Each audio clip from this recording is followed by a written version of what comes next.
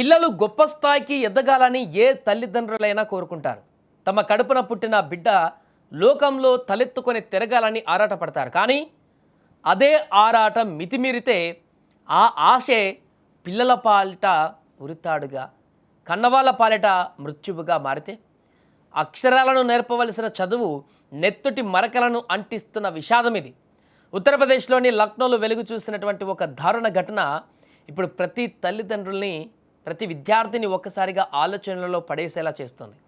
అసలు ర్యాంకులు, కెరీర్ కంటే ప్రాణాలు, బంధాలు ఏమాత్రం విలువ లేనివా? ఈ వీడియో పూర్తిగా చూస్తే మీ గుండె కూడా బరువెక్కుతోంది. లక్నోలో మన్వేంద్ర ప్రతాప్ సింగ్ అనేటువంటి వ్యక్తి వర్ధమాన్ పాథాలజీ అనే పేరుతో ఒక ల్యాబ్ నడుపుతూ కుటుంబాన్ని పోషించుకుంటున్నాడు. ఆయనకు ఒక కొడుకు కూడా ఉన్నాడు. తన కొడుకు డాక్టర్ కావాలన్నది ఆ యొక్క తండ్రి కల. అందుకే నీట్ పరీక్షకు బాగా ప్రిపేర్ అవ్వాలని, చదువుపైన శ్రద్ధ పెట్టాలని కొడుక్కి రోజు చెప్తూ ఉండేవాడు. తండ్రి మాటలు ఆ కొడుక్కి చెవికెక్కలేదు సరికదా, తన పైన ఒత్తిడి తెస్తున్నాడన్న కోపం రోజుకు రోజుకు తన మనసులో పెరుగుతూ వచ్చింది. ఆ కోపం ఎంతలా అంటే తనను కనిపించిన తండ్రి అనే కనికరం లేకుండా చేసేసింది. కన్న తండ్రిని అత్యంత కిరాతకంగా కాల్చి చంపేలా చేసేసింది. అంతటితో ఆగని ఆ కసాయి కొడుకు తండ్రి మృతదేహాన్ని ముక్కలు ముక్కలుగా నరికి ఇంట్లోనే ఒక డ్రమ్లో దాచినటువంటి ఘటన ఇప్పుడు కలకలం రేపుతోంది. 2 రోజుల పాటు మన్వేంద్ర ప్రతాప్ సింగ్ కనిపించకపోయేసరికి కుటుంబ సభ్యులు, బంధువులు కంగారు పడ్డారు. పోలీసులకు ఫిర్యాదు చేయడంతో మిస్సింగ్ కేసు ఫస్ట్ నమోదు చేసుకున్నారు. పోలీసులు దర్యాప్తు ప్రారంభించారు.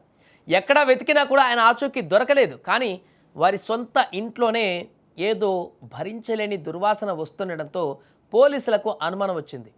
ఇల్లంతా వెతికిన పోలీసులకు ఒక డ్రమ్ములో కుళ్ళిపోయిన స్థితిలో ఉన్నటువంటి మన్వేంద్ర ప్రతాప్ సింగ్ మృతదేహం ముక్కలు కనిపించాయి. ఆ దృశ్యం చూసిన పోలీసులే వణికిపోయారు. కన్న కొడుకే ఈ దారుణానికి ఒడిగట్టాడని తెలిసి అక్కడున్న వారందరూ కూడా ఒక్కసారిగా షాక్ అయ్యారు, భయభ్రాంతలకు గురయ్యారు, ఒక్కసారిగా ఆందోళనకు గురయ్యారు. చూడండి, ఇవాళ రేపు పిల్లలు ఏ రకంగా తయారవుతున్నారో ఎగ్జాంపుల్గా ఇది మనం చూడొచ్చు. తల్లి, తండ్రి అనేటువంటి వరుసలు మర్చిపోతున్నారు, విలువలను మర్చిపోతున్నారు, విలువలు లేని జీవితాలను కొనసాగిస్తున్నారు.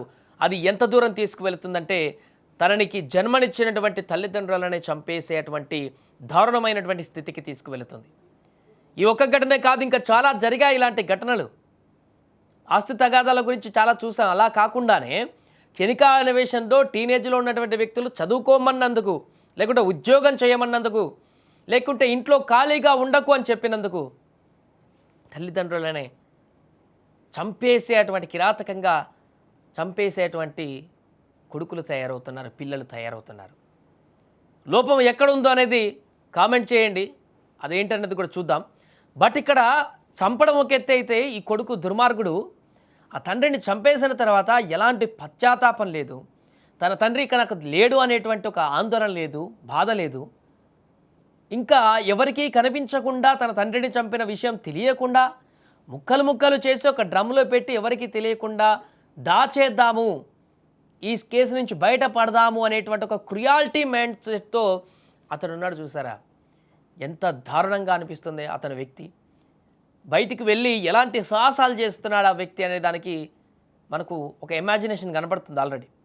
ఎంత దుర్మార్గమైనటువంటి ఆలోచనతోటి, ఒక దుర్మార్గమైనటువంటి మనస్తత్వంతో పెరిగి ఈరోజు తన సొంత తండ్రిని చంపేటువంటి పరిస్థితికి వచ్చాడంటే రేపు పొద్దున ఈ వ్యక్తి ఇంకా ఎన్ని ఘోరాలు చేస్తాడు. అందుకని తను ఖచ్చితంగా శిక్షించాలి, కఠినంగా శిక్షించాలంటూ కూడా ఆ స్థానికులు, వారి కుటుంబ సభ్యులందరూ కూడా ఇప్పుడు తీవ్రంగా ఈ ఘటన పట్ల ఖండిస్తున్నారు.